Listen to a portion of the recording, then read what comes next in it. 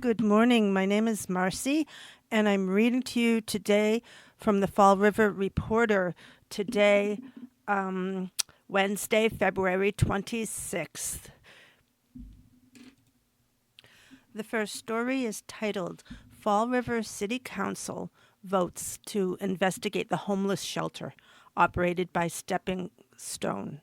And it's by someone named Mike Sylvia.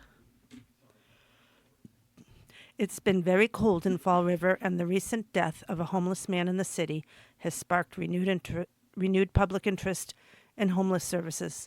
Last night, in a 7-0 vote, the Fall River City Council passed a resolution for the Committee on Finance to look into issues related to the First Step In, Fall River's primary homeless shelter operated by the publicly funded nonprofit Stepping Stone. Fall River Mayor.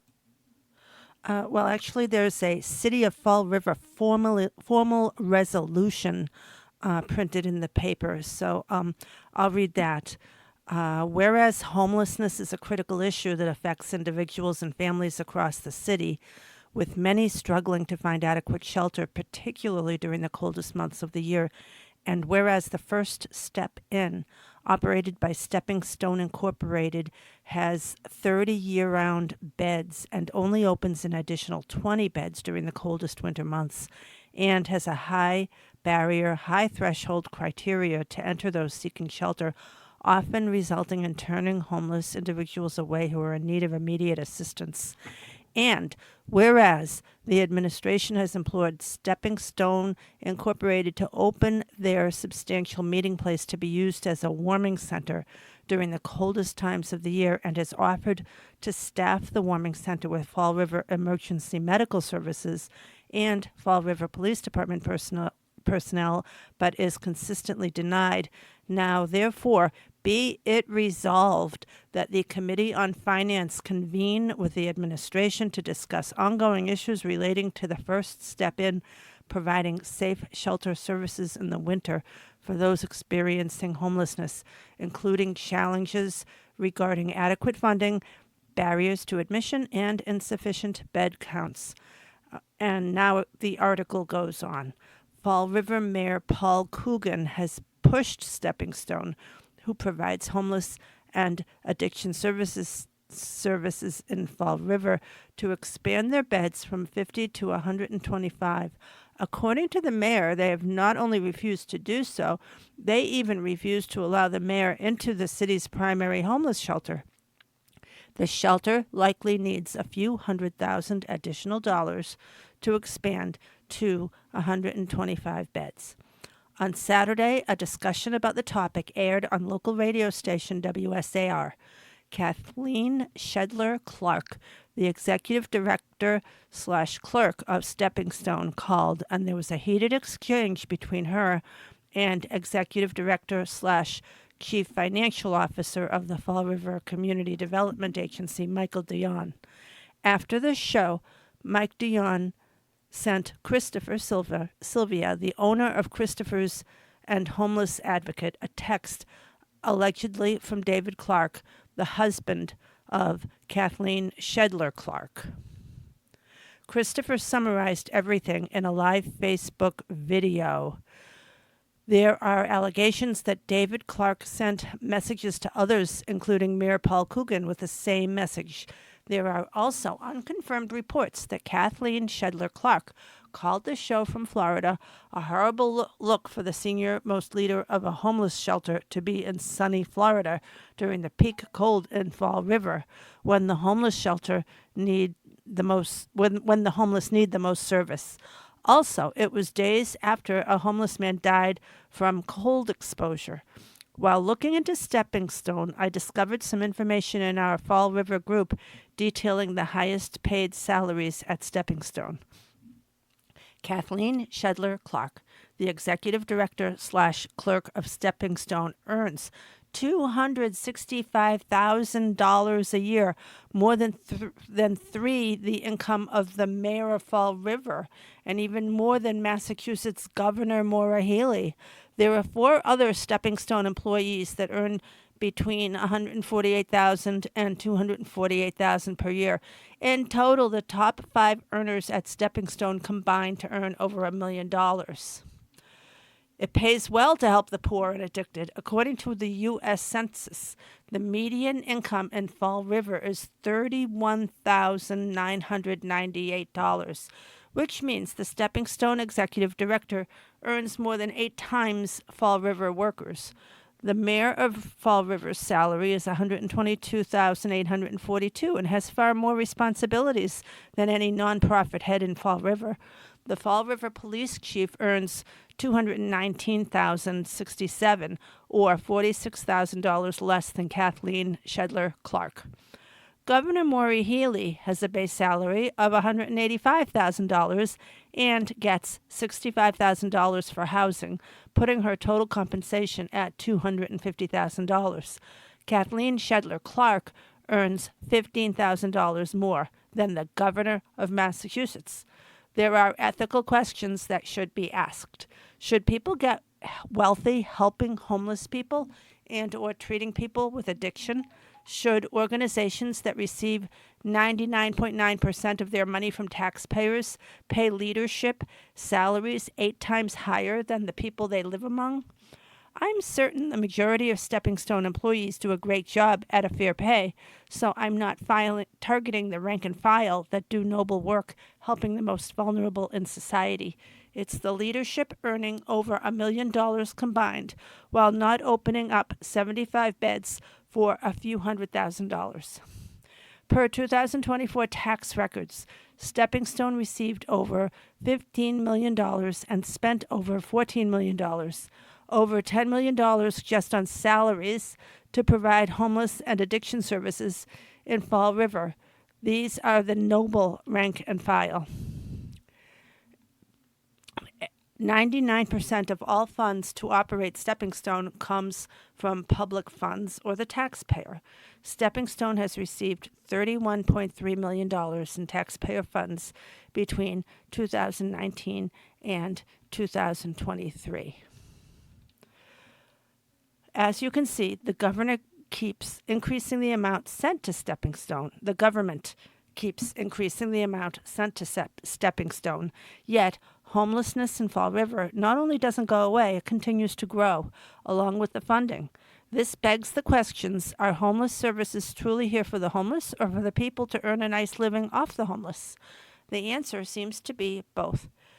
The funds do temporarily help the homeless and this addicted, but do little to end homelessness in Fall River. In some cases at Stepping Stone, homeless individuals have spent over 1,000 days in what is supposed to be a temporary living situation. Most addicted individuals go through treatment too many times to count because while treatment is very expensive, the long-term success rate is very low. Most addicted individuals will tell you it's a lifetime struggle and one day at a time. Places like Stepping Stone have a noble mission, and most of the workers earn a fair wage for the good they do. But just based on some of the lofty leadership salaries, I think many are working for a paycheck and not to end homelessness in Fall River. Why would you end a problem that pays you $265,000 a year? As Fall River moves forward, the people struggling most in the city deserve our attention, compassion, and all available resources to lift them out of homelessness or near homelessness. The numerous individuals who do a fantastic job every day helping the most vulnerable, deserve our respect. To the rank and file at Stepping Stone and First Step In, your work is important. To the folks at City Hall that perform outreach and resources every day, your work is needed. To the volunteer citizens that donate their own time and money, thank you. Okay, the next story that I'm going to read is titled, Diamond Student Receives Standing Ovation at Boston Celtics Game as Heroes Among Us honoree. And it was written by Ken Paiva. The accolades continue to come in, and rightfully so, for a Fall River student. According to Diamond Regional, Ben Corville, a Diamond sophomore and carpentry student, received a standing ovation at this weekend's Celtics game as a Heroes Among Us honoree. The Dighton Fire Department stated in late June that the Dighton Junior Firefighters candidate was out to dinner at the Fall River 99 restaurant with his mom, Christine Corville, when he noticed that a girl was choking. Ben, who is from Somerset, approached the girl and asked if she was choking. She nodded her head yes, and Ben performed the Heimlich maneuver on her and dislodged the obstruction. The girl's mom was extremely thankful for Ben's action. Ben's mother and the Dighton Fire Department were also proud. The Dighton Junior Firefighters and the Dighton Fire Department are extremely proud of your actions today, Ben Corville. Notifications like this is what makes the time and effort that all of the Dighton Junior Firefighters instructors devote to these young men and women well worth it. During his unforgettable visit to TD Garden, Ben got a behind-the-scenes tour of the stadium, including a stop at the carpentry shop. Ben, late last year, received the Junior First Responder Award from the First Responders Children's Foundation during National First Responders Day at Times Square in New York City. The next story is titled, Fifth grade Massachusetts student who died unexpectedly remembered as bright light. This is also written by Ken Paiva. A Massachusetts student who died unexpectedly over the weekend is being remembered. Isabella Pierre-Louise, a vibrant fifth grader who attended Tucker Elementary in Milton, passed away in what is being described as a tragedy. According to a GoFundMe fundraiser, Bella was a bright light in the community, known for her love of the color pink, her entrepreneurial spirit as the slime seller extraordinaire, and her warm friendship that touched countless children across the town's schools, sports teams, and activities. NBC 10 Boston stated that Milton Public School Superintendent Peter Burrows announced that the cause of Bella's death wasn't known. However, the Norfolk District Attorney's Office revealed that foul play is not suspected. Services for Pierre-Louise have yet to be announced. The next story is titled, Driver Injured, Transported to New Bedford Trauma Center After Vehicle Crashes into Tree. This is also written by Ken Paiva. Crews responded early Monday afternoon to a serious crash with injury. According to the fire department, at approximately 1:15 p.m., the Regional Old Colony Communications Center received a 911 call for a motor vehicle crash in the 1100 block of Walnut Plain Road in Rochester, with a car into a tree and the driver trapped in the vehicle. The RFD responded with engine 193, tanker 198, car 190 and 206, and ambulance 210 to the scene. Electric-powered rescue tools had to be used to gain access to the patient who was trapped inside the vehicle. Otherwise known as the jaws of life, the electric spreader and cutter tools were utilized, and the driver was extracted from the vehicle in minutes. The operator of the vehicle was wearing a seatbelt at the time of the crash. The driver was transported to St. Luke's Hospital Trauma Center in New Bedford with non-life-threatening injuries. The cause of the crash is under investigation by the Rochester Police Department. And next article is titled, Democrats Agree to $425 million Massachusetts Shelter Reform Bill. And this is by Mike Sylvia. It also says by Sam Duran. Representatives voted along party lines Tuesday to advance interbranch compromise emergency shelter reforms, which are now on track for potential enactment this week, along with $425 million in supplemental funds for the cash-starved emergency assistance system. A 128 to 23 vote advanced the bill, H58, which aims to fund the shelter system until fiscal 2025 ends June 30th. It would also place a 4,000 family cap on family shelters for all of calendar year 2026, along with other reforms such as requiring Massachusetts criminal background checks for all people entering the system on a permanent basis. A spokesman for the Senate Ways and Means Committee said Tuesday that branches had indeed reached an agreement in principle after passing separate versions of the legislation. The Senate will hold a formal session Wednesday and plan to take it up then.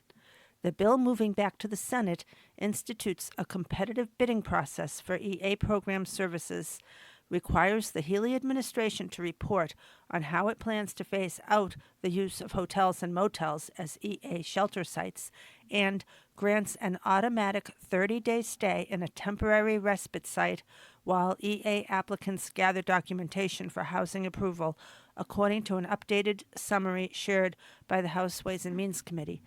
A 6-month cap on family shelter stays is in the bill, although the Executive Office of Housing would be able to grant additional time for veterans, domestic violence victims, people with children under 6 years old, families that include a person with disabilities, and people with high-risk pregnancies or who have just given birth. Governor Maura Healey asked for the funding to recapitalize the program on January 6th, calling it both timely and necessary, and funds for family shelters then ran out at the end of the month. The governor also asked the legislature in January to bake more systematic reforms into the legislation she had filed. The bill could get back to Healey's desk this week. The Senate plans to take it up during a formal session Wednesday, according to its tentative agenda, and both branches plan to meet Thursday. Each branch would need to take 2 more votes on emergency preamble language and on enactment to finish work on the bill.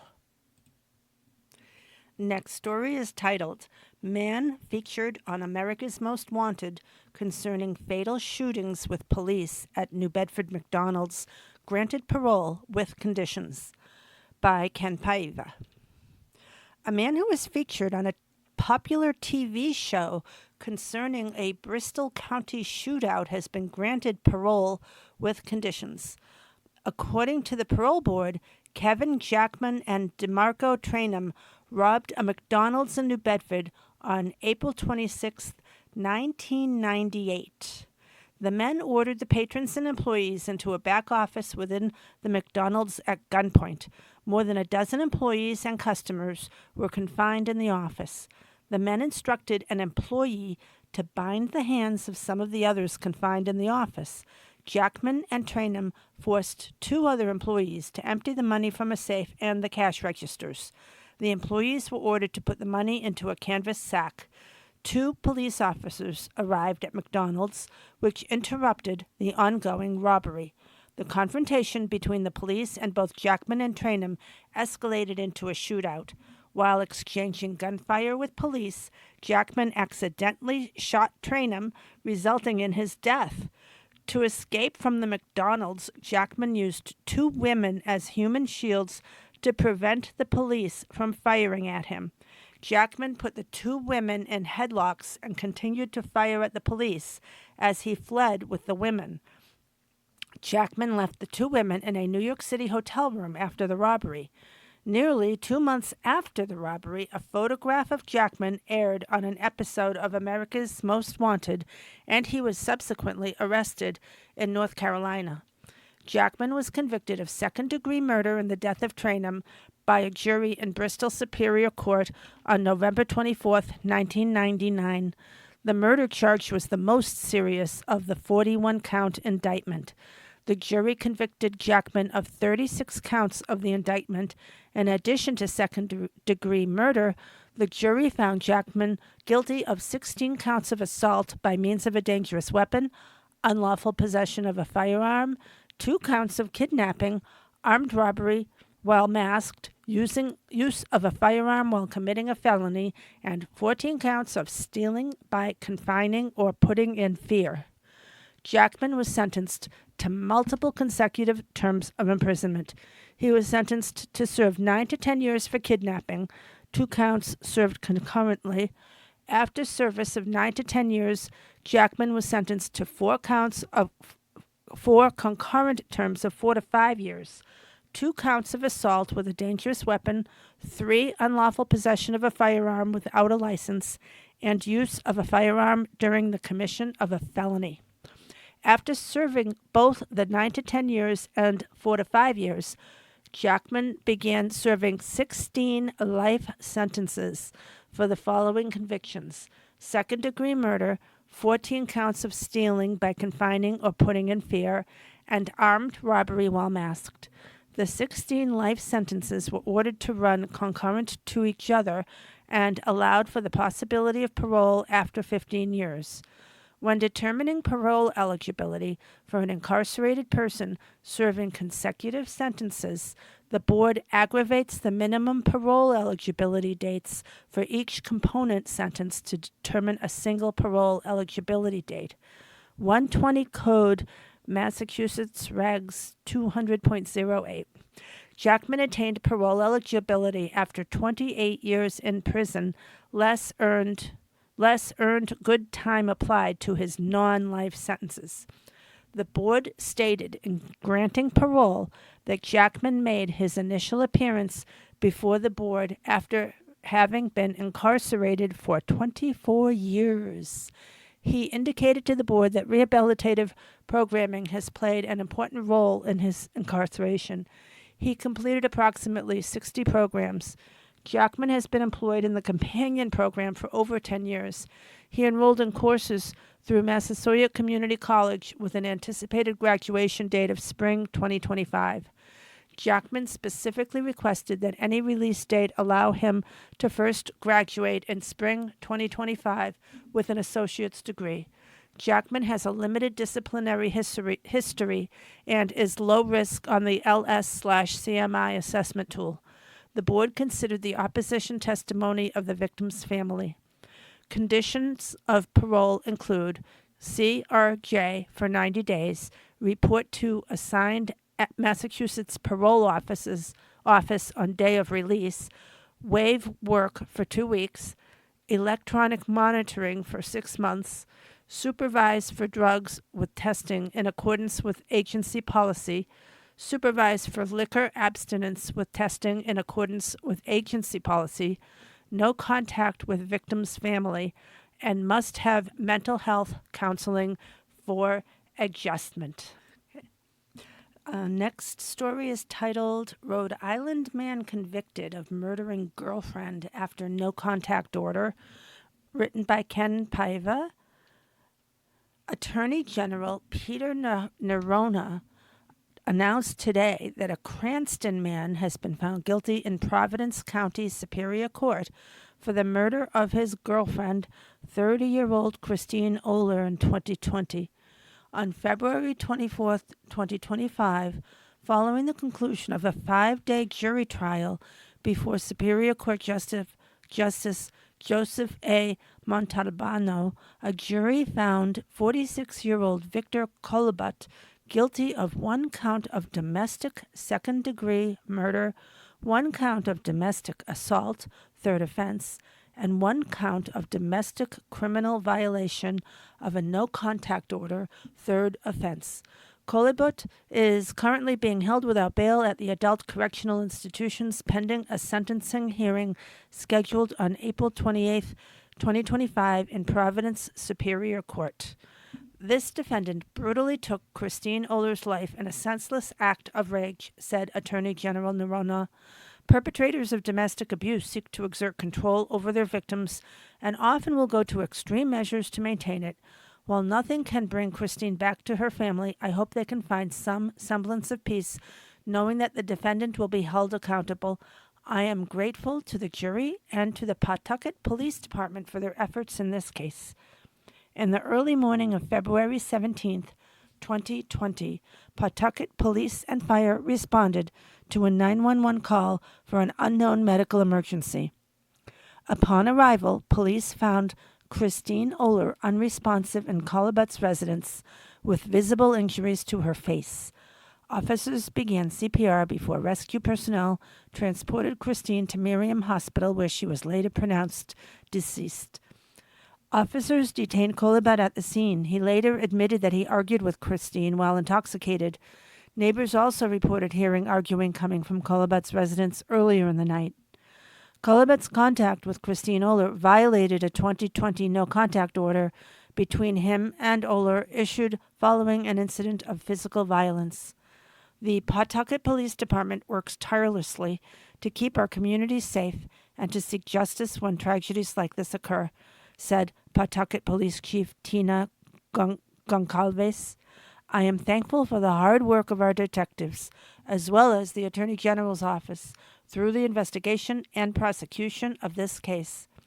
Assistant General Shannon Signori and Special Assistant Attorney General Jonathan Burke of the Attorney General's Office and Detectives Hans L. Cute, retired, and David Silva, retired, of the Pawtucket Police Department led the investigation and prosecution of this case.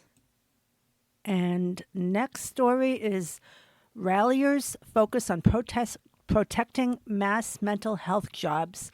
This is from the State House News Service by Allison Kuznets.